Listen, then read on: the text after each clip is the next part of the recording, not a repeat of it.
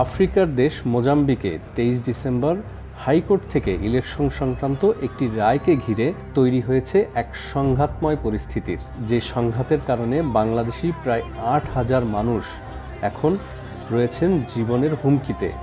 কারো দোকান লুট হয়েছে, কারো বা পাসপোর্ট নেই, কেউ বা রয়েছেন নিরুদ্দেশ হয়ে, কেউ বা রয়েছেন অজ্ঞাত আস্থানায়, কেউ বা রয়েছেন জীবনের হুমকিতে। শুনবো একাধিক বাংলাদেশি এরকম ভুক্তভোগীর কাছ থেকে, যারা এখন মোজাম্বিকের বিভিন্ন জায়গায় রয়েছেন জীবন ভয়ে, ফিরে আসতে চান বাংলাদেশে।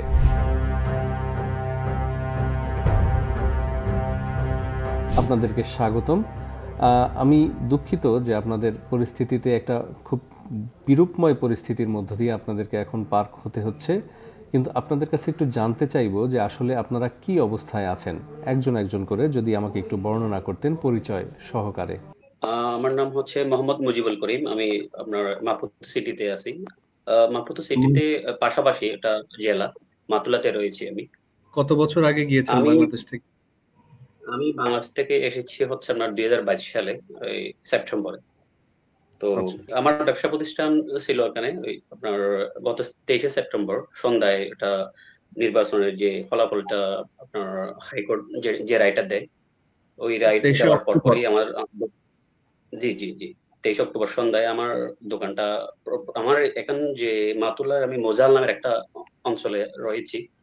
১ম আমার দোকানটা দিয়ে শুরু হয় আরকি লুটপাট। তো এখানে আমাদের বাঙালিদের প্রায় আমার আশেপাশে প্রায় ১০ টার উপরে দোকান আছে। একটা দোকানও কি ইয়া হয় নাই এখনো পর্যন্ত, মানে রেহাই পায় নাই। সব দোকানই লুটপাট হয়ে গেছে। যখন ঘটনাটা ঘটে আপনি কি দোকানে ছিলেন? না, না, না। আমরা দোকানে ছিলাম না, হচ্ছে আমরা পূর্ব প্রস্তুতি নিয়েছিলাম, হচ্ছে কারণ ঐদিন যে রেজাল্ট দিবে, হাইকোর্টের রায় দিবে, এটা আমরা আগে থেকে জানতাম। সেজন্য আমরা দোকান খুলি নাই। তো দোকান অনেক সিকিউর ছিল এবং আমাদের ওখানে সিকিউরিটি গার্ড আছে। ওরা ওরা পালিয়ে গিয়েছে আরকি। অস্ত্রধারী সিকিউরিটি গার্ড ছিল।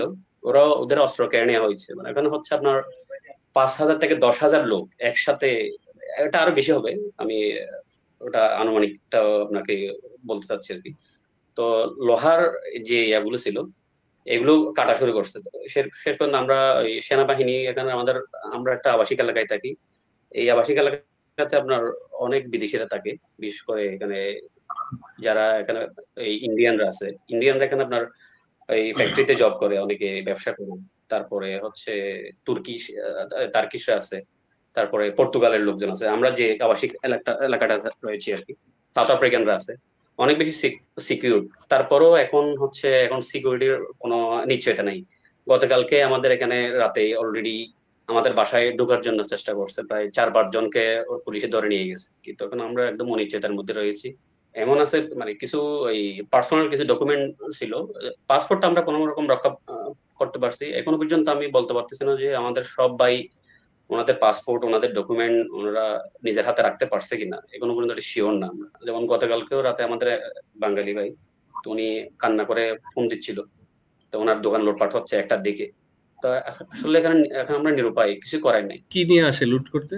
ওদের হাতে কি অস্ত্র থাকে? হ্যাঁ, না, অস্ত্র হচ্ছে ওদের ওদের দেশীয় অস্ত্র। মানে আমাদের যে চাইনিজ কোদাল এই ধরনের আরকি।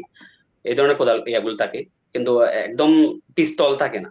কিন্তু সমস্যা হচ্ছে ওরা অনেক বেশি মানুষ। তো এখন ওদেরকে তো আসলে এতগুলো মানুষকে গুলি করার মতো এই নাই, সুযোগ নেই।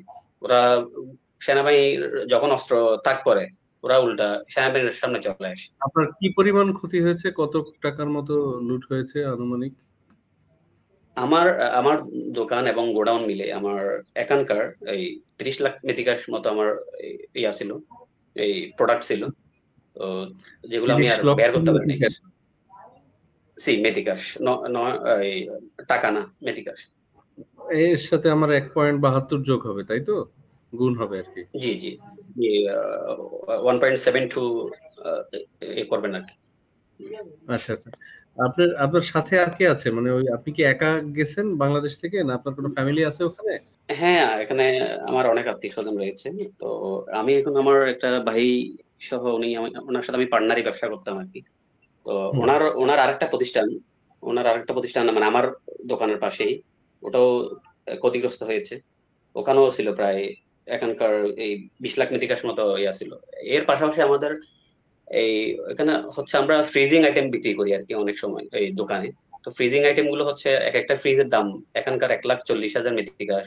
তো এরকম আমাদের প্রায় 10টা ফ্রিজ ওরা কি করে ফেলছে, মোটর গুলো কোলে নিয়ে গিয়েছে এবং সাথে এগুলো নষ্ট করে ফেলছে ওরা, একদম ভাঙচুর চালাইছে ওটা আর মানে ইউজেবল আপনি এখন নিরাপদে আছেন তাই তো?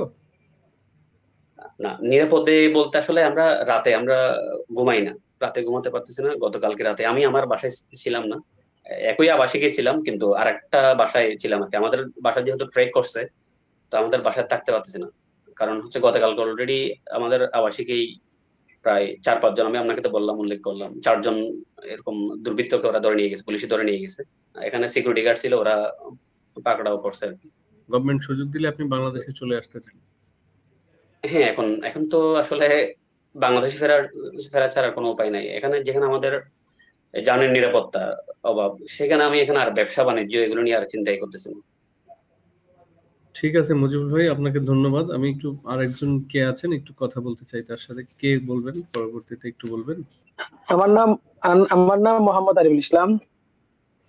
জি, আপনি কোথা থেকে বলছেন, কোন প্রভিন্স? আমি বলছি মাপুতো প্রভিন্সের মাতুলা থেকে। মাফুতা প্রভিন্সের মাতুলা। আচ্ছা, কি হয়েছিল একটু বলুন।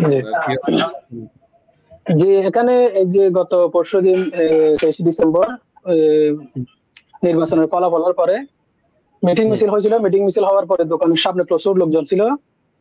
তো এরপরে প্রথমে ওরা দোকানের সামনে যেটা একটা টানা আছে, টানা জ্বালিয়ে দিয়েছিল। প্রথমে টানায় আগুন ধরাই দিছে। টানায় আগুন ধরাই দেওয়ার 5 মিনিট পরে আমার দোকানের মানে তালা ভেঙে দরজাটুকু অনেক অনেক সিকিউর ছিল।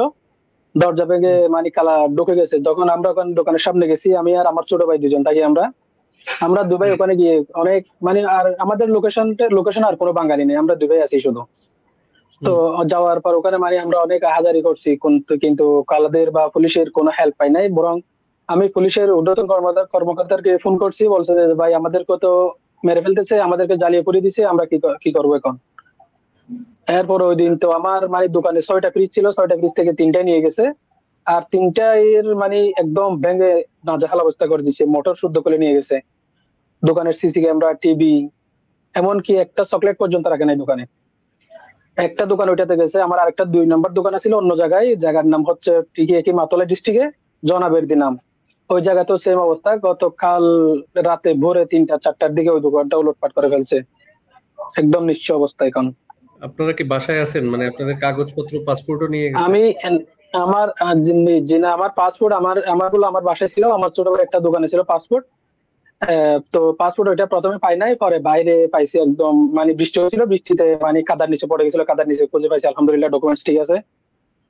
পরে এই তো এখন আমাদের বাসায় নাই। আমাদের বাসায় ওখানে যেহেতু আমরা দুজনের ভাই আছি, আর কোনো বাংলাদেশি বা কোনো ইন্ডিয়ান পাকিস্তানি নাই, এই জন্য নিরাপত্তা বোধ করতেছি না। ওই জন্য আমরা অন্য এক জায়গায় আরেকটা বাঙালি ভাইয়ের বাসায় চলে আসছি। ক্ষয়ক্ষতি হয়েছে কত টাকার? আমার 2টা দোকান মিলাই, ফ্রিজ টিজ সব মিলাই অলমোস্ট 45-50 লাখ মেথি ক্যাশ মতো হবে। 45 লাখ মেথিক্যাশ। আচ্ছা, এই যে যারা আক্রমণটা করতেছে এরা কারা, বা এরা কি স্থানীয় লোকজন নাকি বাইরের কেউ, বা জি চিনেন এদের? জি, এরা স্থানীয় লোকজনে আছে, বাইরের লোকজন আছে। প্রথমে আসে বাইরের লোকজনে ভাঙার পর ওরা যখন মানে লুটপাট শুরু করে দেয়, তখন স্থানীয়রাও নিয়ে যায় আর কি। কর্ণপাত করেন না? মারধর করছে কি আপনাদেরকে? জি জি, আমার ভাই দৌড়ে মানে আমার আগে দৌড়ে চলে গেছিল। আমার ভাইকে ঘুষি মানে মারি দিছে। আমার ভাই কালোদের পায়ে পর্যন্ত পড়ে গেছে। ভাই বল যে কিছু টাকা নিয়ে চলে যা, আমাকে নিঃস্ব করে দিস না। আমার 10-12 বছরের সাধনা, তিল তিল করে আমার স্বপ্নটা, এখানে আমি সম্পদ গুলা করছি, এরকম আমাকে নিঃস্ব করে দিস না। বলে যে না, এখানে তোদের কিছু নেই, তোরা চলে যায়, এরকম বলে। মানে আরেকজন খালা চলে আসি, তারপর আমার ভাইকে পরিচিত একটা খালায় আর কি, আমার ভাইকে উদ্ধার করে আমার কাছে আনে দিয়ে গেছে। আমি দৌড়ে যখন গেছিলাম, আমাকে আটকে রাখছে। আমাকে আটকে রাখে বলছে আমি বলি তুমি আমাকে কেন আটকে রাখতেছো, আমার ভাইকে মেরে ফেলতেছো, আমি এখানে কি করবো। ও আমাকে অন্য একটা কালার কাছে রাখি, ও আবার নিজে গিয়ে আমার ভাইকে নিয়ে আসছে। বুঝতে পেরেছি। আপনারা তাহলে এখন কি ভালো আছেন, নিরাপদে আছেন? এখন নিরাপদে আছি, কিন্তু আতঙ্কের মধ্যে আছে আর কি। ঘুমাতে পারতেছি না আজকে 2 দিন ধরে, এই অবস্থায় আছে আর কি। মানে আপনারা সুযোগ পেলে ফিরে আসতে চান তাই তো? জি, আমরা তো সুযোগ পেলে এখানে থাকি, আর কি করবো। এখানে তো নাই, কিছু নাই। বাট এরপরও জীবনের কোনো নিশ্চয়তা নাই। এখন চলে যেতে তো হবে, চলে যাওয়ার জন্য বিমান ভাড়া পর্যন্ত তো নাই এখন। আপনারা কি ব্যাংকে বা ওই ধরনের কোনো সুবিধা মানে জমাতে পারেন নাই বা কোনো টাকা রাখতে পারেন নাই? আমরা বেসিক্যালি এখানে যা কিছু ইনকাম করি এরপর আরেকটা সাইডের দোকান আরেকটা বাড়ানোর বা দোকানের মাল আর কিছু স্টক করানোর জন্য প্ল্যান করি, তো এই জন্য সাইডের কিছু কখনো চিন্তা করা হয় নাই। আপনার বাসায় শুধু আপনি আর আপনার ভাই আছেন তাই তো এখন? যে আমি, আমার ভাই আর আমার একটা নতুন লোক আসছে মাত্র 15 দিন হয়েছে, এখনো মাত্র 15 দিন হয়েছে নতুন একটা লোক আমার পার্শ্ববর্তী এলাকার ভাই আছে আর কি। Thank you so much. আর কেউ জামাল ভাই, কিছুক্ষণ আগে এই মেসেজ আসছে যে গ্রুপের মধ্যে এই মাহফুজ, এই যে ভদ্রলোক কিছুক্ষণ আগে সাক্ষাৎকার দিয়েছে, মাহফুজতে বড় বড় যেগুলো কোম্পানিকে লুটপাট করে সবাই আগুন জ্বালিয়ে দিচ্ছে এবং বাঙালিরা আতঙ্কের মধ্যে আছে, মানে গ্রুপে এসে কান্নাকাটি করতেছে। আর এই এই এই এই 5 মিনিট আগে যে দোকান লুটপাট করে সব জায়গায় নাকি আগুন জ্বালিয়ে দিচ্ছে, বড় বড় ফ্যাক্টরি বড় বড় কোম্পানিগুলোর মধ্যে আগুন জ্বালিয়ে দিচ্ছে।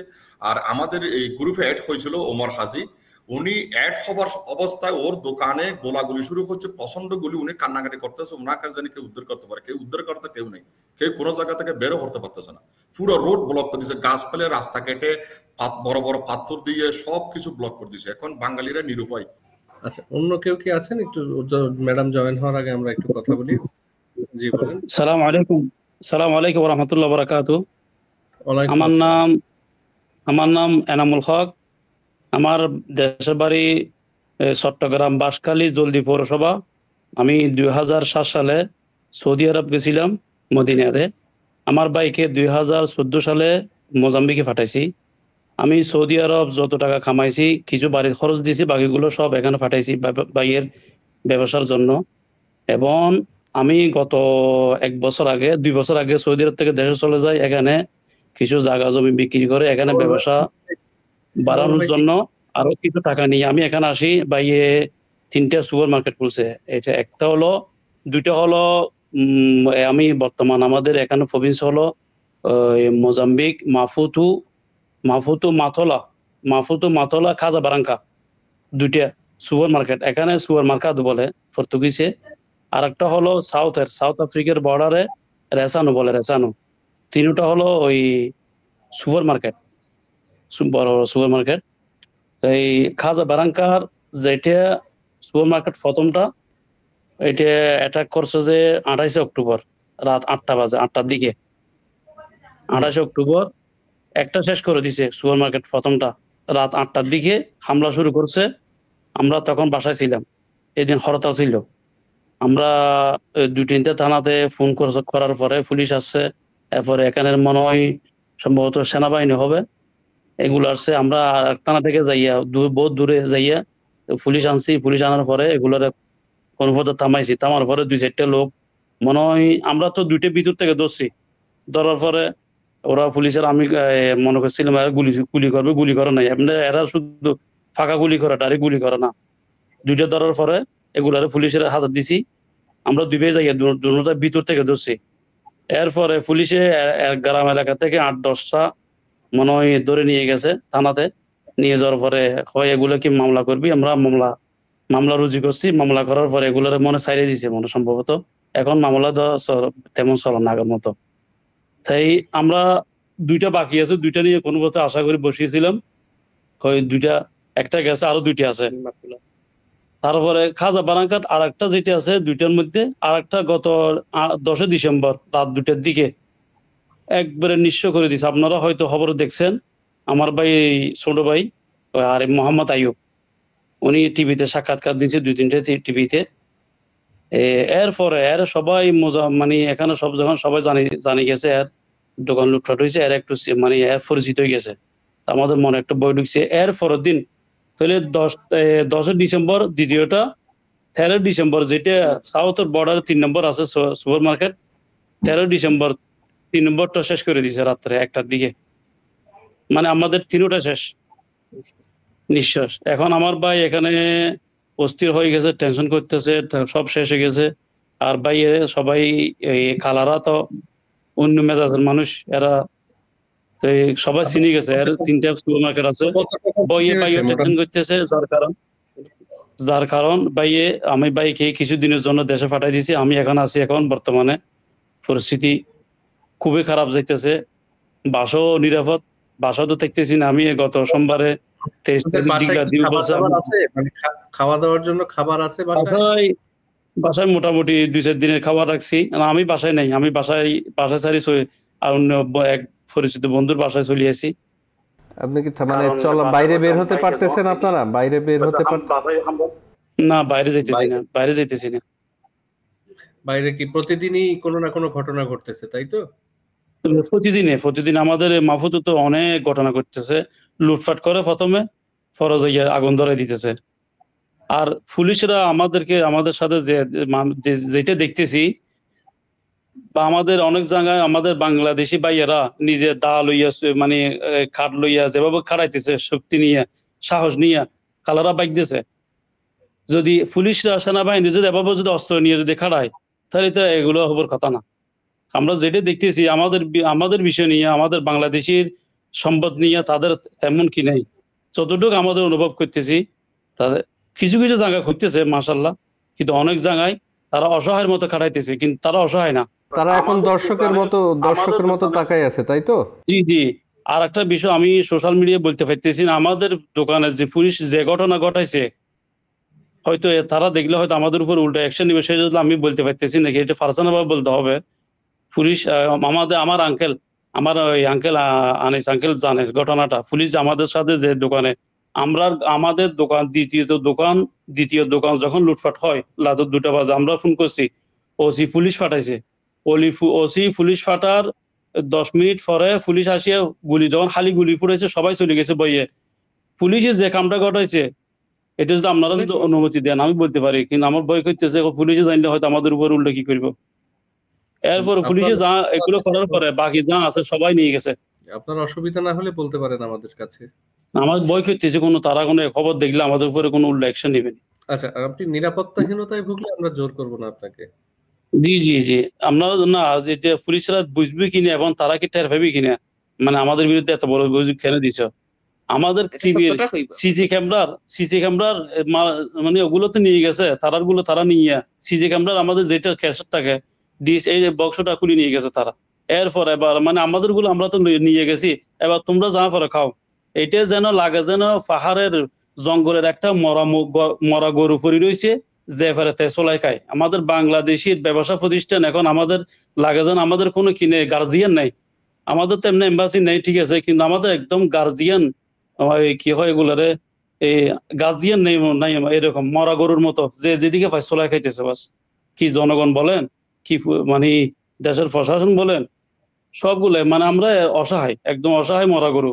এনার ভাই, আপনাকে ধন্যবাদ। আমরা নিশ্চয়ই চেষ্টা করব, সরকার নিশ্চয়ই দেখবে আপনাদের বিষয়। পরের যে আছেন একটু বলবেন, কে আছেন পরে একটু কথা বলতে চান আমাদের সাথে? মোহাম্মদ জমির হোসেন, মাপুতো থেকে বলছি। জি, আপনি কবে গেছেন বা বাংলাদেশে কোথায় থাকতেন? আমি 2014 সালে আসছি। 2014 ডিসেম্বর 18 তারিখে মোজাম্বিকে ঢুকছি। আমি 16 সাল থেকে মাপুতোতে ব্যবসা করে আসছি, 2016 সাল থেকে। তো এখন আমার একটা আশঙ্কা হচ্ছে যে আমার দোকান ডাকাতি হয়ে গেছে, আমি অনেক করেছি, রাখতে পারি নাই। যাই হোক, এখন যা হবার হয়ে গেছে, আমি ভবিষ্যৎ নিয়ে কথা বলতে চাই। আমাদের জানের উপর মালের উপর চলে গেছে। এখন আমি আশঙ্কা করতেছি আমাদের জানের উপর যাবে। ওদের মুখে আমি অনেকজন থেকে শুনতেছি, তোমরা এখানে কেন আসছো, তোমরা এখানে কি। তবে আমার একটা ড্রাইভার আছে, উনি এই বর্তমান সরকারের সাথে রিলেটেড, ও অনেক গোপন খবর জানে। ও বলতেছে যে বর্তমান প্রেসিডেন্ট নাকি একটা মিশন আছে যে এখানে প্রবাসীদেরকে তেমন একটা রাখবে না, উনি পছন্দ করেন না। উনি হয়তো গুজবও ছড়াইতে পারেন, হয়তো আতঙ্ক বলতে পারেন, সেটা সঠিক জানি না। কিন্তু সাধারণ কিছু যারা লুটপাট করে তারা বলতেছে তোমরা এখানে কি। তাই আমরা এখন এক জায়গা থেকে আরেক জায়গায় অলরেডি যেতে পারতেছি না। আমার শালা আরেকটা দোকানে পারে, আমার বড় দোকান তো শেষ চলে গেছে, প্রায় বাংলার 50 লাখ টাকা ওর উপর বেশি ক্ষয়ক্ষতি হয়েছে। আমার প্রাইভেট গাড়ি নষ্ট করে ফেলেছে, আমার এমনি মালের গাড়ি নষ্ট করে ফেলেছে, ফ্রিজ গুলো নষ্ট করে ফেলেছে, মালটা 1 কেজি চালও রাখে নাই আমার জন্য।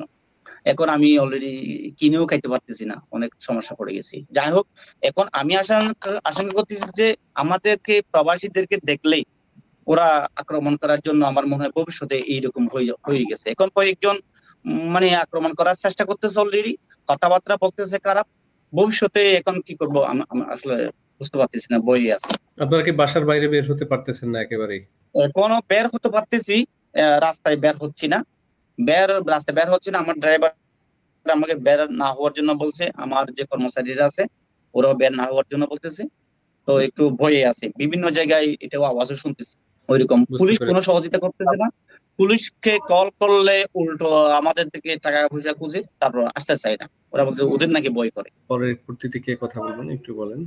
আমি ভাইয়া কথা বলবো। আমাদের এখানে আজও 4টা দোকান আছে ওয়াপেতে। আমরা জিলে জেলায় একটা ইউনিয়নে ওয়াপে একটা ইউনিয়নে থাকি। এখানে 4টা বাঙালি আছে। আমাদের বাঙালিতে 3জন থেকে কিছু হয় নাই। আমার দোকানে প্রায় একে একে 3বার চুরি হয়েছে। লুটপাট হয় না, চুরি হয়েছে। 2-3বার করে চুরি করছে। আমার গুদাম থেকে 2-3বার করে মালতাল নিয়ে গেছে। 3বার করে চুরি হয়েছে। আমি তো বাসায় থাকতে পারতেছি না, কারণ বাসায় আগুন দেওয়ার কথা চলতেছে, এরকম শুনছি। ওরা কি মারধরও করতেছে আপনাদেরকে, এরকম কিছু আছে? মারধর বলতে গেলে ওরা পাচ্ছে না, আমরা এভাবে থাকতেছি না, আমরা শহরে থাকতেছি। যেমন আমি যেদিন আমার দোকানে যেদিন ঢুকছে, আমার সিসিটিভি ক্যামেরা সবগুলো চুরি করে নিয়ে গেছে। সেদিন আমাকে যদি পাতো আমাকে মেরে ফেলতো, এক কথাই বলা শেষ।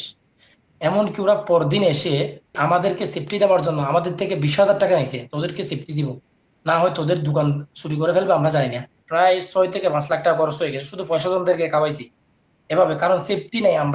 আমাদের জীবনের ঝুঁকি, সবাই বাসার দোকানের পিছনে থাকি। 5 লক্ষ টাকা আপনারা প্রশাসনকে ঘুষ দিচ্ছেন মানে বলা যায় এরকম আর কি। হ্যাঁ, আমরা খাওয়াইছি, ওরা থাকে মতো, আমাদের আশেপাশে থাকে মতো। মানে এগুলো বলার মতো না। অন্য খুঁটিনাটি যেগুলো চলে গেছে এগুলো আমরা ধরে রাখি নাই, মানে গুণি নেই, এভাবে ক্ষতি করছে। এখন পর্যায়ে আমার দোকান প্রায় বাংলাদেশে প্রায় 10-15 লাখ টাকার মাল আছে। আমার আরেকটা দোকান আরেক জায়গায় আছে, এখানে প্রায় 10-15 লাখ টাকা 20 লাখ টাকার মাল আছে। সবগুলো ছেড়ে দিয়ে আমরা কালো বাসায় পড়ে আছি। শুধু সুযোগ খুঁজতেছি যে কিভাবে যে টিকিট কেটে বাংলাদেশে যাওয়ার জন্য। আমরা এত যে অসহায় গেছি, একটা ছোট বাচ্চা এসে গালি দিচ্ছে, একটা মুরব্বী এসেও গালি দিচ্ছে, একটা মহিলা এসেও গালি দিচ্ছে। আমার বড় ভাই জায়গা কিনে আমি যেটা বর্তমানে আছি এটা গড় করছি, যা সব কিছু ছেড়ে দিয়ে চলে যেতে হচ্ছে। যে আপনারা কত বছর ধরে আছেন ওখানে? আমি 19 সালে ঢুকছি অক্টোবরে। দোয়া করি ডেফিনেটলি আপনি সাবধানে ফিরে আসেন আমাদের দেশে, আবার বাংলাদেশে। আর কেউ কি বাদ আছে কোনো ভাই কথা বলার জন্য? ভাইয়া আমি একটা বিষয় অ্যাড করতে চাচ্ছি। এই বাংলাদেশ গভর্নমেন্ট, আমার যতটুকু জানা, এটা মোজাম্বিক যে আমাদের একটা শ্রমবাজার, এটা আমরা শ্রমবাজার বলবো না, এটা একটা ব্যবসায়িক একটা, আমরা একটা ইনভেস্টের জন্য, এটা যদিও আমরা ব্যক্তি পর্যায়ে এখানে আমরা ব্যক্তি পর্যায়ে চলে আসছি, গভর্নমেন্টের কোনো উদ্যোগ ছিল না, মানে এরকম কোন একটা শ্রমবাজার অথবা মার্কেট চার্জ করার জন্য যেখানে গিয়ে ইনভেস্ট করবে, ব্যবসা বাণিজ্য করবে। যদিও এইসব মার্কেটগুলো বিশেষ করে থার্ড ওয়ার্ল্ড কান্ট্রির মার্কেটগুলো এখন রিসার্চ করতেছে কারা, ইন্ডিয়ানরা এবং চাইনারা। কারণ হচ্ছে আপনার এই আমেরিকানরা, যা ইউরোপিয়ানরা এইসব কান্ট্রিতে একসময় ঢুকছিল, ওরা চলে যাওয়ার পরে নতুন মার্কেটটা অ্যানালাইসিস করতেছে ইন্ডিয়ান এবং এই চাইনারা। ওদের অনেকগুলো ইন্ডাস্ট্রি এখানকার আসলে এই মোজাম্বিকের এই মোজাম্বিক দেশটাতে আপনার হচ্ছে ইন্ডাস্ট্রিয়াল সাইডের যে এগুলো হ্যান্ডেল করা হচ্ছে চাইনা এবং ইন্ডিয়ানরা। আমরা আছি হচ্ছে মাঠ পর্যায়ে, যদিও আমরা বেশি ক্ষতিগ্রস্ত এই কারণেই, কারণ আমরা হচ্ছে মাঠ পর্যায়ে ব্যবসা বাণিজ্য করতেছি। বিশেষ করে আমরা প্রোডাক্টগুলো কিনি হচ্ছে ইন্ডিয়ানদের কাছ থেকে, চাইনাদের কাছ থেকে, ফ্যাক্টরি থেকে। আমরা শুধু ডিস্ট্রিবিউটিং পর্যায়ে আছি, আমরা শুধু লোকাল পর্যায়ে গিয়ে মাঠে গিয়ে আমরা কি করি, দোকানপাট করে এগুলো বিক্রি করতেছি শুধু। এই কারণে আমরা বেশি ক্ষতিগ্রস্ত। আমার যতটুকু জানা, বাংলাদেশ গভর্নমেন্ট এসব বিষয় নিয়ে হয়তো এখনো জানে না। এখানে বাংলাদেশ যে কমিউনিটিটা আছে এটা হচ্ছে আপনার সম্পূর্ণই ব্যক্তি উদ্যোগে চলে আসা, কারণ আমাদের সরাসরি কোনো ওয়ার্ক পারমিট এখানে আমাদেরকে দেওয়া হয় না। আমরা হচ্ছে ইন্ডিয়া গিয়ে, তারপরে দুবাই গিয়ে আমরা কি করি, আপনার টুরিস্ট ভিসায় গিয়ে এখানে ঢোকার পর এখানে ওয়ার্ক পারমিট আমরা কনভার্ট করি ভিসাগুলো। এই জন্য এখানে বাংলাদেশ গভর্নমেন্টের কোনো, আমার যতটুকু জানি বাংলাদেশ গভর্নমেন্টের নলেজ এটা নাই এদের সম্পর্কে।